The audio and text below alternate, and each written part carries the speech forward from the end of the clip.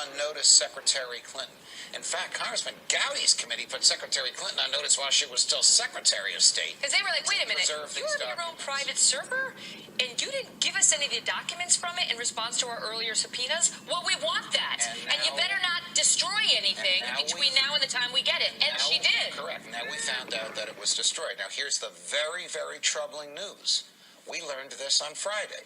We learned this from the FBI. The FBI knew that servers were wiped clean, that BlackBerries were smashed and destroyed, and that a laptop was lost in the U.S. mail.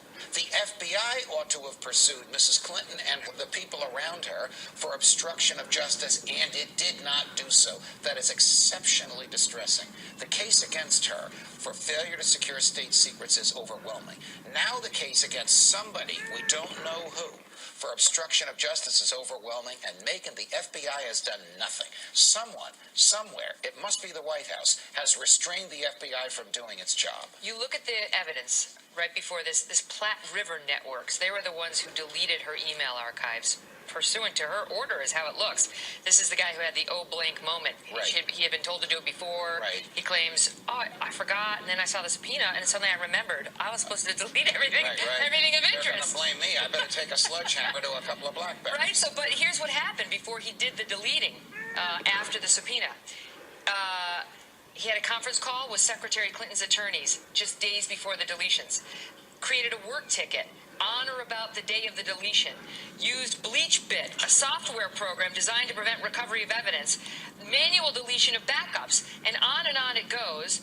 And the question is, was this intentional, and what were they hiding, if anything? How could it not have been intentional with the regular, consistent, systematic destruction of evidence? And I'm sorry to tell you, her lawyers may have been involved in this, which adds another entirely different level of culpability. What if they say none of this stuff was responsive, and therefore we didn't need to keep it? It was all yoga, blah, blah, blah. You know, like that was, who cares? We could delete that stuff. She swore under oath to a federal judge, and she swore under oath to 2 congressional committees. She returned all of her work-related emails. The FBI found 17,800 work-related emails that she failed to return.